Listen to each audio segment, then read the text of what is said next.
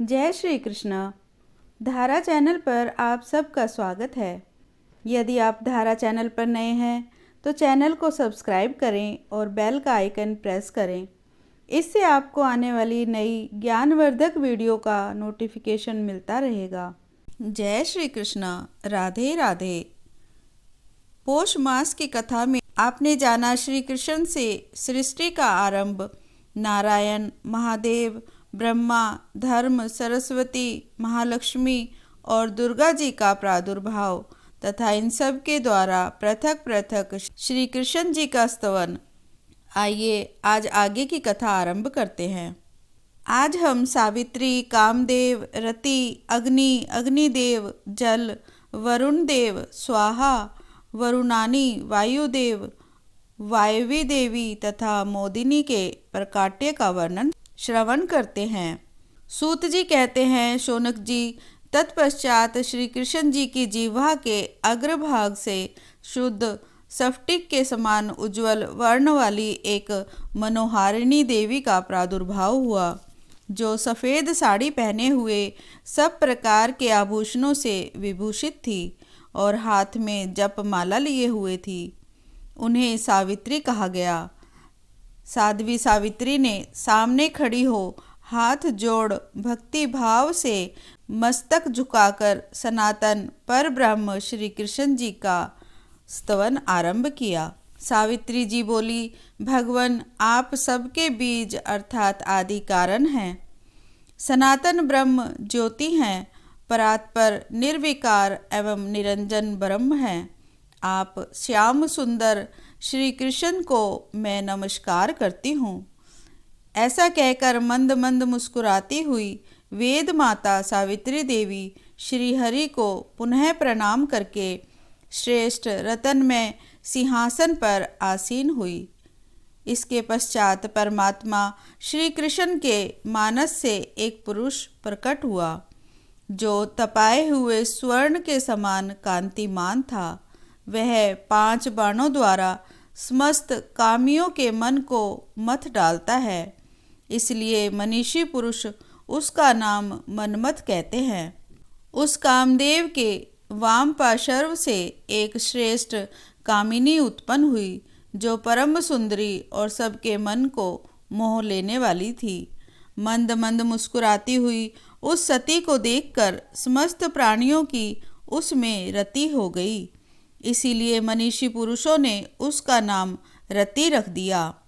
5 बाण और पुष्प में धनुष धारण करने वाले कामदेव श्री हरि के सामने खड़े हो उनकी स्तुति करके आज्ञा पाकर रति के साथ रमणीय रतन में सिंहासन पर बैठे। मारण, स्तंभन, जंभन, शोषण, उन्मादन ये कामदेव के 5 बाण हैं। उन्हीं को वे धारण करते हैं। अपने बाणों की परीक्षा करने के लिए कामदेव ने बारी बारी से वे सभी बाण चलाए। फिर तो ईश्वर की इच्छा से सब लोग काम के वशीभूत हो गए। काम परवश स्खलित महायोगी ब्रह्मा जी का वीर्य अग्नि के रूप में उद्दीप्त हो उठा। वे देवेश्वर अग्निदेव बड़ी बड़ी लपटें उठाते हुए करोड़ों ताड़ों के समान विशाल रूप धारण करके प्रज्वलित होने लगे। उस अग्नि को बढ़ते देख श्री कृष्ण ने लीला पूर्वक जल की रचना की। वे अपने मुख से निश्वास वायु के साथ जल की एक एक बूंद गिराने लगे। मुख से निकले हुए उसके किंचित कण मात्र जल ने उस प्रज्वलित अग्नि को शांत कर दिया। तभी से जल के द्वारा आग बुझने लगी। तत्पश्चात वहाँ एक पुरुष का प्रादुर्भाव हुआ, जो उस अग्नि के अधिदेवता थे। फिर पूर्वोक्त जल से एक पुरुष का उत्थान हुआ, जिसका नाम वरुण हुआ। वे ही जल के अधिष्ठाता देवता और समस्त जल जंतुओं के स्वामी हुए। इसके बाद उस अग्निदेव के वाम पार्श्व से एक कन्या का आविर्भाव हुआ, जिसका नाम स्वाहा था। मनीषी पुरुष उसे अग्नि की पत्नी कहते हैं। जलेश्वर वरुण के वाम पार्श्व से भी एक कन्या प्रकट हुई, जो वरुणानी के नाम से विख्यात थी। वही वरुण की सती साध्वी प्रिया हुई। भगवान श्री कृष्ण की निश्वास वायु से श्रीमान पवन का प्रादुर्भाव हुआ, जो समस्त देहधारियों के प्राण हैं। श्वास प्रश्वास के रूप में उन्हीं की कला प्रकट हुई। वायुदेव के वाम पार्श्व से एक कन्या प्रकट हुई, जो वायु पत्नी वायवी देवी कही गई हैं। श्री कृष्ण का शुक्र जल में गिरा। वह 1000 वर्ष के बाद एक अंडे के रूप में प्रकट हुआ। उसी से महान विराट पुरुष की उत्पत्ति हुई, जो संपूर्ण विश्व के आधार हैं। उन विराट पुरुष के एक एक रोमकूप में एक एक ब्रह्मांड की स्थिति है। वे स्थूल से भी स्थूलतम हैं। उनसे बड़ा दूसरा कोई नहीं है। वे परमात्मा श्री कृष्ण के 16वें अंश हैं। उन्हीं को महाविष्णु जानना चाहिए। वे ही सबके सनातन आधार हैं। जैसे जल में कमल का पत्ता रहता है, उसी प्रकार वे महार्णव के जल में शयन करते हैं। उनके शयन करते कानों के मल से 2 दैत्य प्रकट हुए।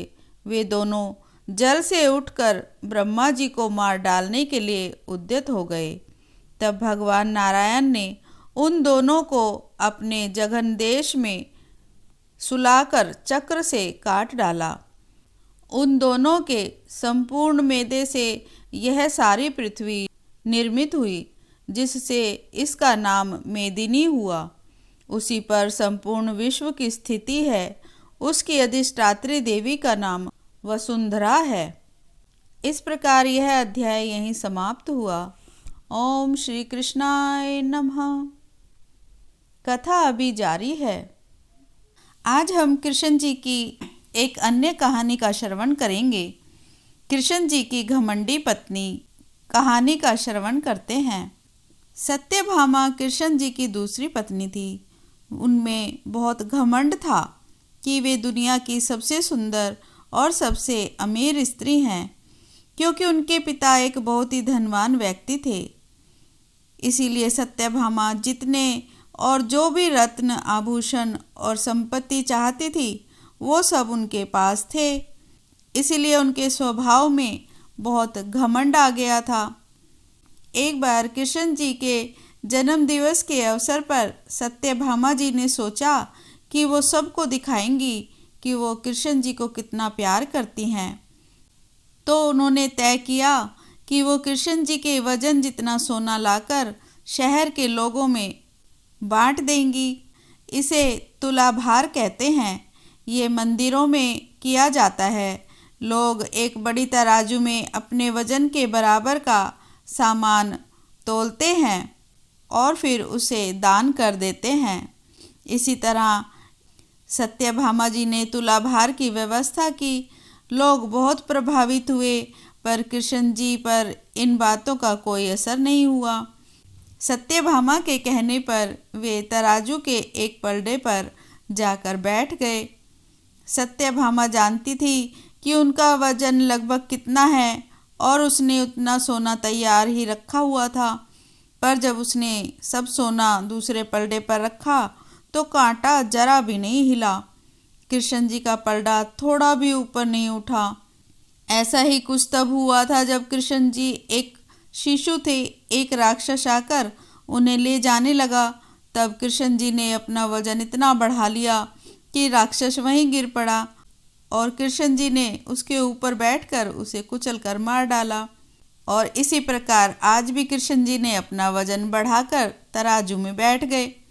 सत्यभामा ने उतना सोना दूसरे पलड़े पर रख दिया जितना उनके हिसाब से कृष्ण जी के वजन के बराबर का था, पर कुछ भी नहीं हुआ। तब तक राज्य के सभी लोग ये घटना देखने के लिए वहाँ पर आ गए। तब उन्होंने अपने सभी नौकर चाकरों से सभी गहने मंगवाए जो उनके पास थे।